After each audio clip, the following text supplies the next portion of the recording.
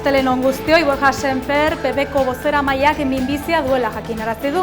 Espainiako Kongresuan PPko diputatua denari tumore bat antzeman diote ohiko azterketa mediku batean. Tumorea hastapeneko fasean dagoela zehaztu du eta haren asmoa ahalik eta lasterren osatzea dela.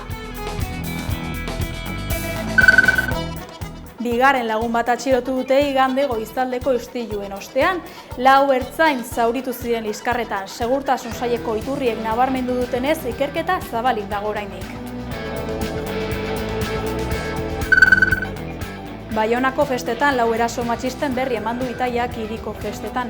Era berean, Mainagunea Baionako herriko etxeak antolatutako prebentzio guneari eraso egin diotela salatu dute.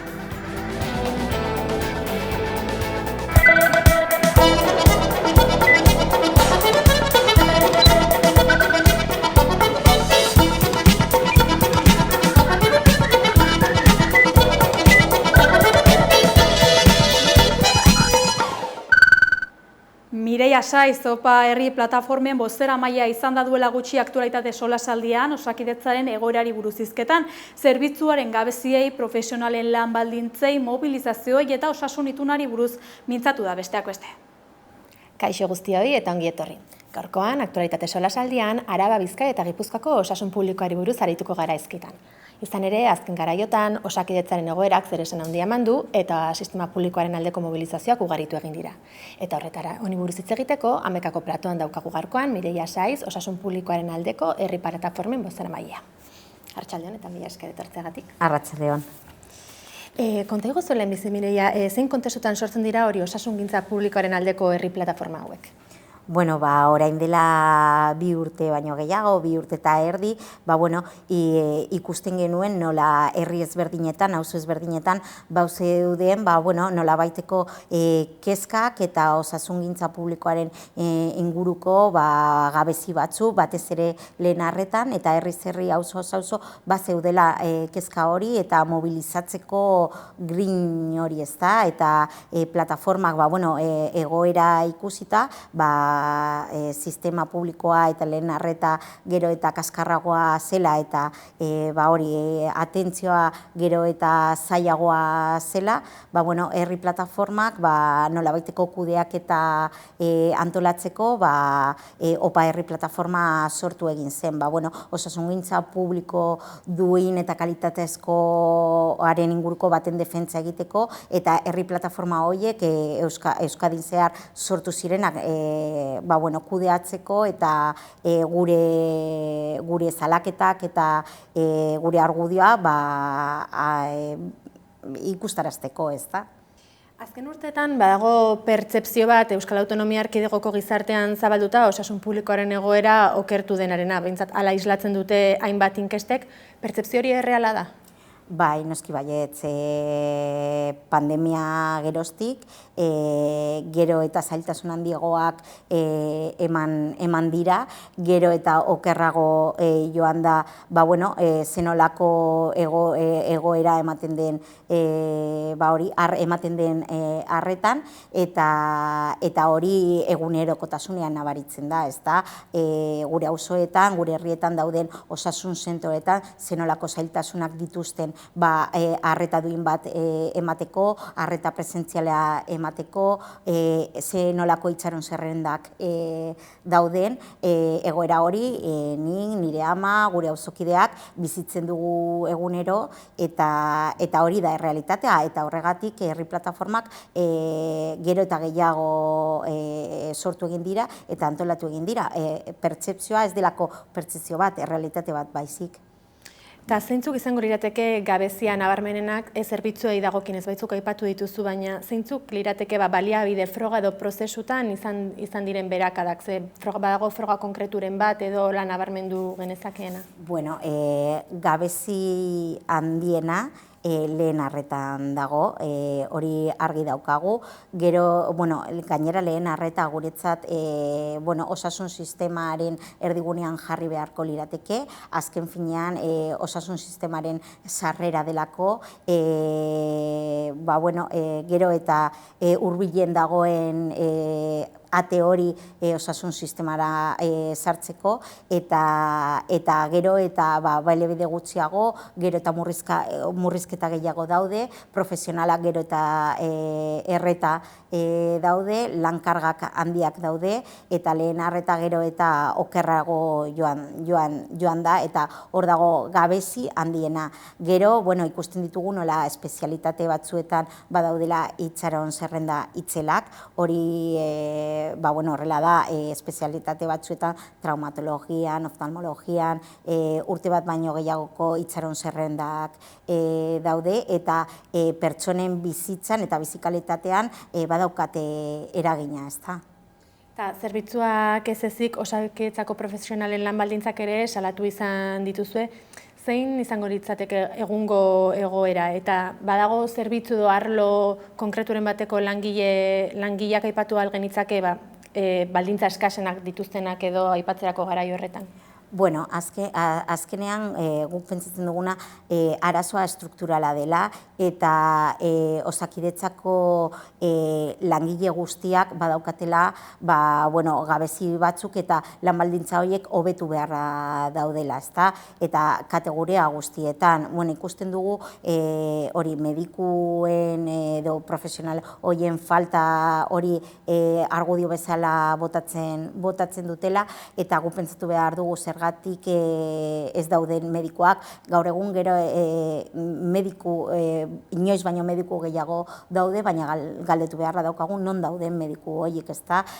Osasun sistema publikoan, osakidetzan, lan baldintzak ez direlako onak eta lan karga handiak dituztela, eta lan baldintzak, eta ez bakarrik ekonomikoak, ez da gai ekonomiko bat, bai da lan egoera, lan baldintzak, nola kudeatzen den sistema, eta zenolako eragina duen hori profesionaletan eta kategoria guztietan, ez da?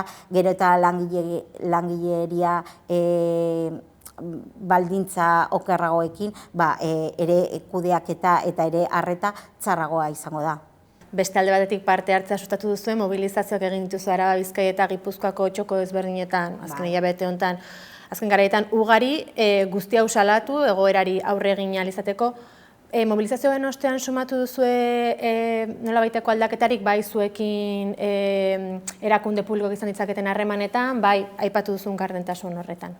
Bueno, zoritzarrez, ez dugu lortu nahiko genukeen eragin hori edo emaitza horiek lortzea, ezta? Egia da, gure mobilizazioak jendetsuak izan direla, jendeak kalera atera dela, errealitate bat delako osakidetza gabezi handiak daudela, murrizketak daudela, desegite prozesu baten aurrean gaudela, eta hau herri plataforma bezala salatu dugu kalean eta jendea erantzun egin du, ezta?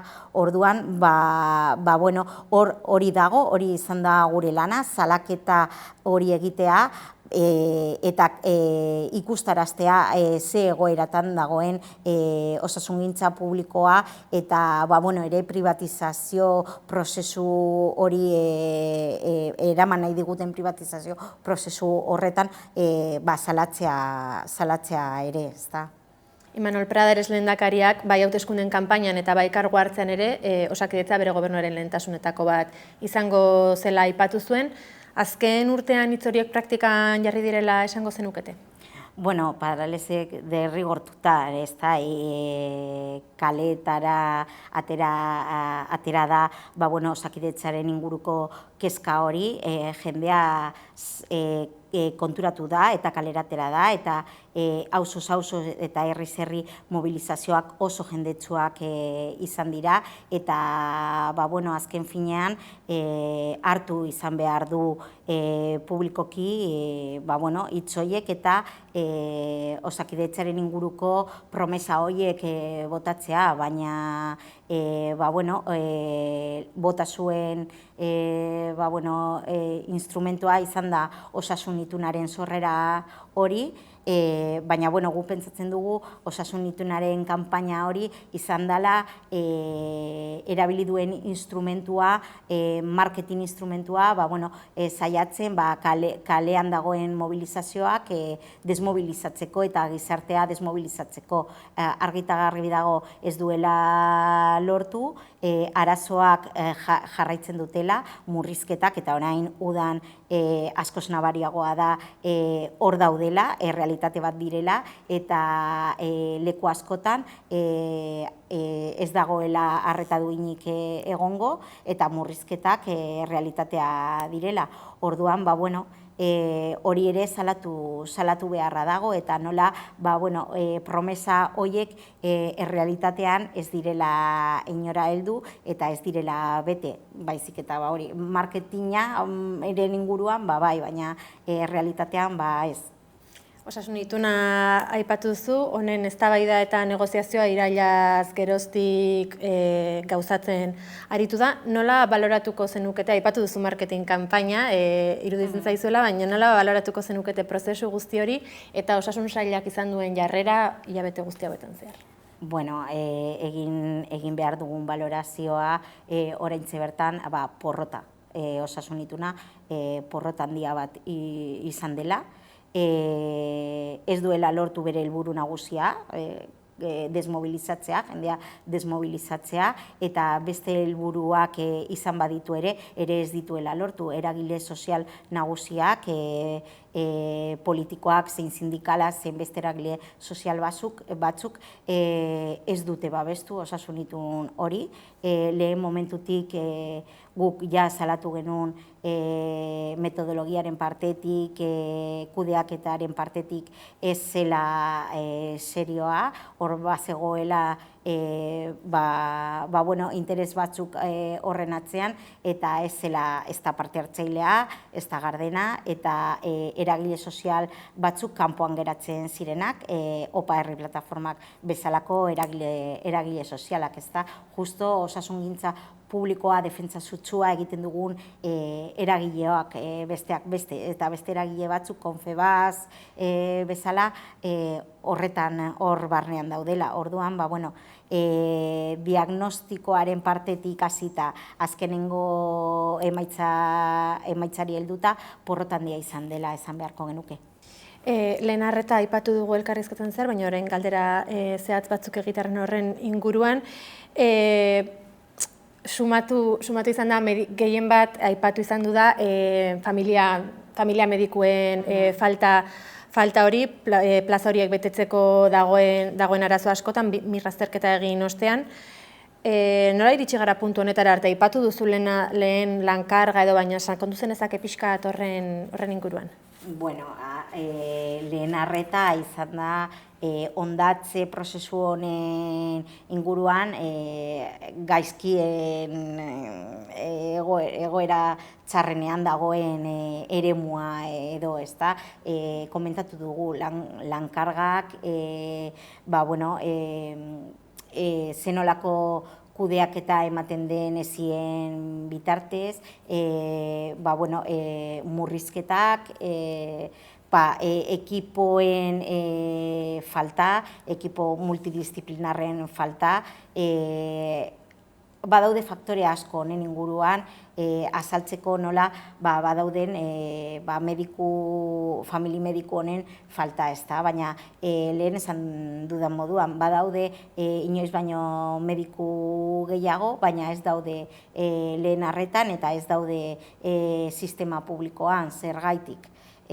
Hau da galdera klabea, ez da, eta horretarako pentsatu behar dugu nola egoerak eta baldintzak ez badira onak kanpora joango direla, ez da.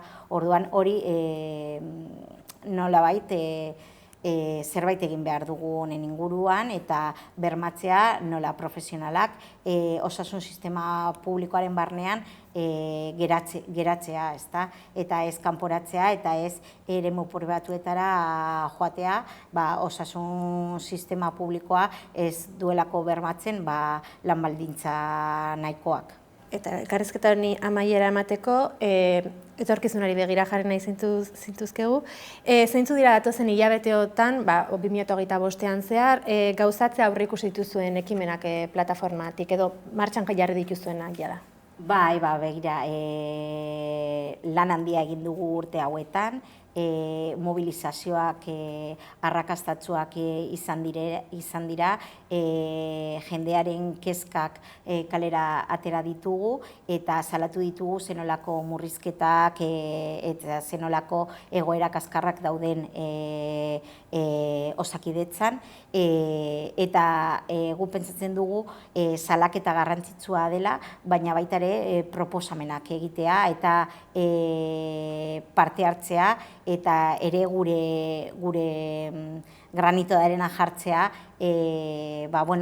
eraldatze honetan, ezta? Orduan, Opa Herri plataformak bezala, kalera atera dugu gure proposamena osasun publikoa eta kalitatezkoa bermatzeko eredu berri baten proposamena, eragile sozial, sindikal, politikoei helarazi diogu eta saiatuko gara ere gizarteari helarazten, Opa Herri plataformak herritarrez eta eragile desberdinez osatutako plataformak gara, auzokideak, kolektibo feministak, pentsiodunak eta hainbat eragile sozial, eta hori ikustaraztea eta kalera ateratzea ere izango da gure hurrengo erronka. Kalera ateratzea aipatu berri duzu, badago mobilizaziorik jada antolatuta edo aurre ikusten dituzu datozen hilabetetan eta ez dago datarik oraindik? Bai, uda ostean ikusten dugu beharrezkoa mobilizatzen jarraitzea eta ikusita osasun itunaren porrota, ja aurre ikusten zena aurretik, baina ja errealitatea bat dena, eta osasun itun honek ez dituela inolako hobetzerik ekarri, mobilizatzeko beharra ezinbestekoa da, eta botako ditugu data berriak eta ekintza berriak eta kalean jarraituko dugu. Adi egongo gara orduan mobilizazio deioien inguruan. Gaurkoan hemen utziko dugu elkarrizketa, Mireia Saiz, mila esker Amaikara etortzeagatik. Mila esker zuei ahotsa emateagatik. Mila esker. Hona gaurko efemeridea, 58 urte bete dira 200.000 lagunek Bilbon Lemoizko zentral nuklearraren aurka protesta egin zutenetik. Gaur uztaiak 58 urte bete dira Bilbon Lemoizko zentral nuklearraren aurkako manifestazioan 200.000 lagun batu zirela. Euskal Itsasalde ez nuklearraren defentsa batzordeak egin zuen deialdia eta garaiko hedabideen arabera, Euskadin gerra osteaz geroztik egindako manifestaziorik handiena izan zen. Dimentsio politiko, simboliko eta sozial handia hartu zuen zentralaren aurka sorturiko mugimenduak. Lemoizko zentral nuklearra martxan jarri ezen proiektu nuklear bat izan zen. Proiektu nuklear handiago baten zatia zen, hain justu ere Lemoizkoaren ostean Ispasterrekoa, Debakoa eta Tuterakoarekin ez zituzten. Euskal Herria nuklearizatzea helburu zuen proiektu anbiziotsuak eskualdearen energia kontsumoa independente bihurtzea nahi zuen, industrializazio handiak energia eskasia eragin baitzuen. Zentrala Lemoizen 1970ko hamarkadan frankismoaren amaieran Iberduro Bilboko energia ekoizle eta banatzaile pribatuak eraiki zuen. Hidrola izeneko elektrizitate konpainiarekin bat egin zuen 1982an eta Iberdrola gisa ezagutzen dugu gaur egun. 2025ean Lemoizko instalazioen zati handi bat desmuntatu dute eta soilik bi erreaktoren egiturak eta horien inguruko hesia geratzen dira, inguruko muino batetik ikus daitezkeenak. Gaur egun Lemoizko zentral nuklearra itxi zutenetik 4 hamarkada igaro direnean, zentralaren arrantza haztegi bihurtzeko aukera aztertzen ari dira. Garai haietan bezala, enpresa pribatuak arduratzen dira hego zein ipar Euskal Herriko energiaren horniduraz eta energia jakin batzuen ekoizpenaz, jatorriz Electricité de France eta Endesa Frantziar eta Espainiar estatuen jabetza baziren ere, gaur egun enpresa pribatuak dira. Electricité de Franceen kasuan, Frantziar estatuak zioen 80% jabe da. Gaur egun bi energia mota baliatzen dira Euskal Herrian, energia berriztagarriak eta ez berriztagarriak. Energia ez berriztagarrien alorrean kokatzen da energia nuklearra, gaur egun ez dago zentral nuklearrik Euskal Herrian bertan. Hurbilekoak Garoñako zentrala Burgosen eta Arkatxongoa Gaskoniakoak dira. Euskal Herrian argindarra ekoizteko erabiltzen diren energia berriztagarri nagusiak energia hidraulikoa eta energia eolikoak dira.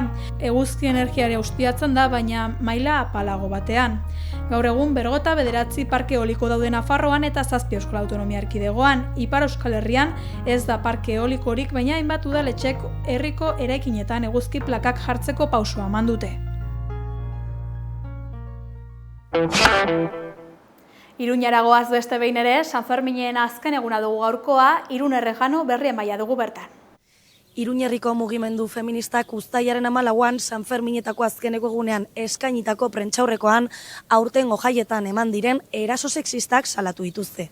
Intentsitate handiko eraso bat eta intentsitate baxuko beste 10 eraso izan dira. Naiz eta azken eguneko datuak falta zaizkien.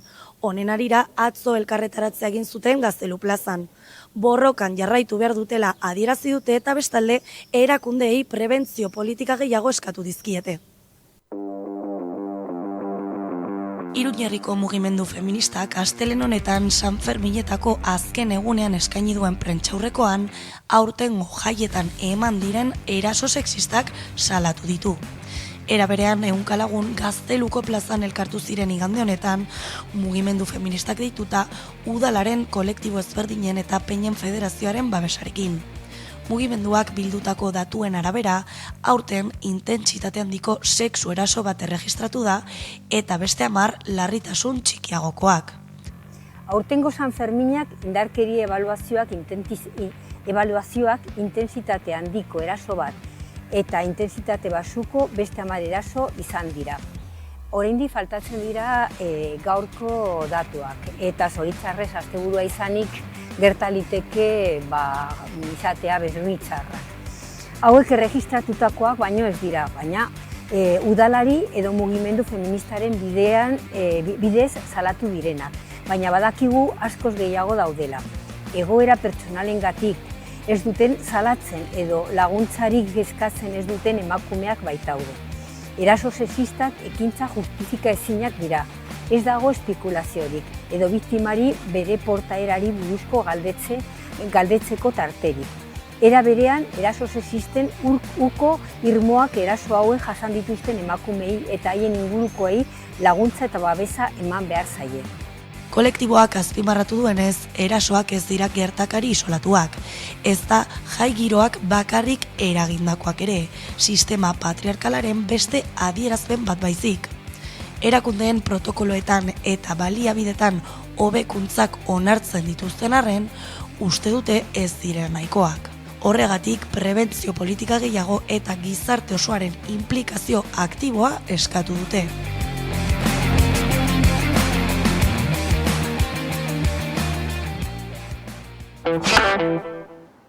Gaizaldazuz, mugak zabalduz karabanak Irunen ekin dio migrazio politikak salatzeko bideari. Mugak zabalduz karabanak larunbatean ekin zion bere ibilbideari Irundik, migratzaileen errealitatea ahaztuak ikusaraziz eta giza eskubideak sistematikoki urratzen dituzten Europako migrazio politikak salatuz. 10. edizioan Irundik eta Gironatik atera dira Baiona, Portbou, Alaiz, Dunkerke eta Tolosa bezalako muga puntuak zeharkatzeko asmoz. Era berean antolatzaileek azaldu dutenez, balio emana izan diete migratzaileek beren kabuz antolatutako gunei eta gizarte kohesioan eta elkarrekiko elkartasunan egiten duten funtsezko lanari. Baita borroka kolektiboei ere pertsona guztien errolda eskubidea bermatzeko eta kolektibo ahulenen babes berezia bermatzeko ala nola adingabeena. Karabanako partaideak ostiralean Bilbon aldarrikapen eta festa eguna ospatu ondoren larunbatean Irunen bildu eta handik Baionara eta Uztaritzera joan ziren jakus kanpainaren baitan elkartasunaren eta arrazakeria instituzionalaren errepresioa salatzeko. Datozen asteetan bestalde mugak zabalduz karabana Parisen, Tolosan eta Dunkerken izango da. Izan ere Alaizen eta Dunkerken gaur egun 1800 pertsona inguru bizi dira kanpaleku improbisatuetan. Askotan edateko urik elikagairik osasun arretarik edo ostatu duinik gabe. Frantziako poliziak etengabe uzten ditu asentamenduak eta askotan bortizki. Erresuma Batuko gobernuaren presioak eta Europar Batasunaren politikek bultzatutako errepresio horrek are arriskutsuagoa egiten du muga hori zeharkatzea. 2000. urteaz geroztik kalkulatzen da 400 pertsona baino gehiago hil direla kanala zeharkatu nahian. Erakunde humanitarioek eta tokiko kolektiboek salatu dutenez, mugako politika horiek giza eskubideak urratzen dituzte eta milaka pertsona etorkizunik gabeko existentzia ikusezin batera kondenatzen dituzte. Testuinguru honetan Mugak Zabalduz karabanaren helburua argia da, gizartea mobilizatzea eta Europako mugetan kanporatuak barne migratzaileek jasaten dituzten baldintza ankerrak ikusaraztea. Hori ala martxa osoan zehar Palestinako herriari ere keinu egin diote. Mugarik ez! Mugarik ez! Hiru behien zerga ospatu zuten atzokoan Izaban, Europako itunik zaharrena. Urtero bezala hiru behien zergaren zeremonia ospatu dute igandean Izaban. Europan indarrean dagoen mugaz gaindiko itunik zaharrena da. Aurten 650. urteurrena ospatu da. 1375ean ospatu zen lehen aldiz. 14. mendeko akordio hori urtero berresten dute Izaban San Martin harriaren ondoan. Akordioaren arabera, biharnotarrek 3 behi eman behar dizkiete erronkariei bertako baskalekuak erabiltzaren truke. Euren arteko gatazka luze bati amaiera ematen zion itun horrek. Animaliak entregatu aurretik, erronkari eta Bareto Zibarreko udal ordezkariek, inguruko janzkera tradizionalarekin jantzita, eztabaidei amaiera eman zien bake konpromisoa berritzen dute. Simbolikoki zigilatuta geratzen da San Martin harriaren gainean, eta orduan denek batera pas avant hemendik aurrerako bakea esamoldea errepikatzen dute adiskidetasunaren eta lankidetzaren seinale. Gasteizko mitika diskotekak ateak irekiko ditu berriro, baina oraingoan jabe berriekin. Gasteizko mitika dantzalekua otsaietik dago itzita. Orduan hil baitzen 30 urteko gaztea, ustez dantzalekuko segurtasun langile batek emandako kolpe baten ondorioz. Baieztatu dutenez, diskotekak ateak irekiko ditu berriro, baina oraingoan izen eta jabe berriak izango ditu. Gasteizen dauden beste 2 diskoteken jabeak, zehazki Jimilaz eta Kubikekoak izango dira iraietik aurrera dantzalekuaren jabeak. Ekainaren erdialdean Kubik diskotekak bere itxieraren berri eman zuen. Beraz, orain, adierazi dutenez, jabeen asmoa mitika diskotekak Kubiken erreleboa hartzea da. Azaldu dutenez, iraileko lehenengo astean berrirekiko dute, eta arratsaldeetako planak eta kontzertuak egongo dira gehien bat. Era berean, Dendaraban kokatuta dagoen dantzalekuak, Jimilazek arditzakeen baino ekitaldi eta kontzertu txikiagoak hartuko ditu. Jabeek gaineratu dute diskotekarako sarbidean segurtasun aldaketak egingo dituztela. Hilabete baino gehiago falta da irekierarako, baina arduradunek jakinarazi dute aretoaren egokitzapen lanak dagoeneko hasi direla. Hala ere, ura ekitaldi pribatuetarako alokatzen ari direla azaldu dute, eta hoietako batzuk jada egin direla. Gogorarazi beharra dago mitika dantzalekuan 2023 urtetik udaltzaingoaren 33 esku hartze izan direla. Gehienak azaldu dutenez, bezeroen eta sarbideen kontrola arduratzen diren langileen arteko eztabaidak eta erasoak izan dira. Azkenekoa otsailean izan zen eta ordutik itxita egon da. Ezbeharrean inplikatuta egon zen atezaina preso dago Zabaiako espetxean eta epaileak giza hilketa eta hilketa delituak egozten dizkio. Besterik ez gure aldetik, Altsaskua kantarekin agurtuko gara, oraingoan Esne Beltza eta Xiberutzen eskutik. Ongi izan. Esne Beltza, Xiberutz, Rockyman. Denak eskiak haidia duai.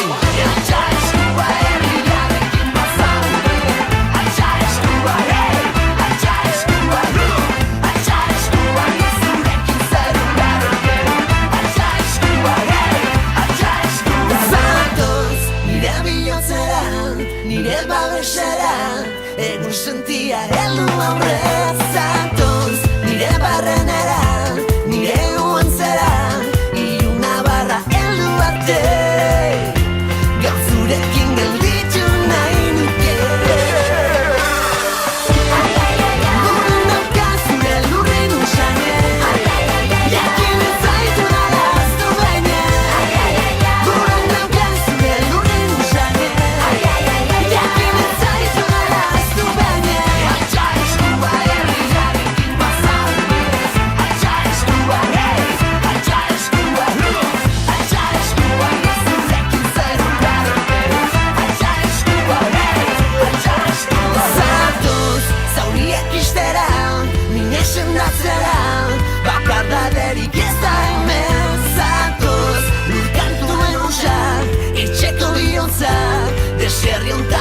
Ekin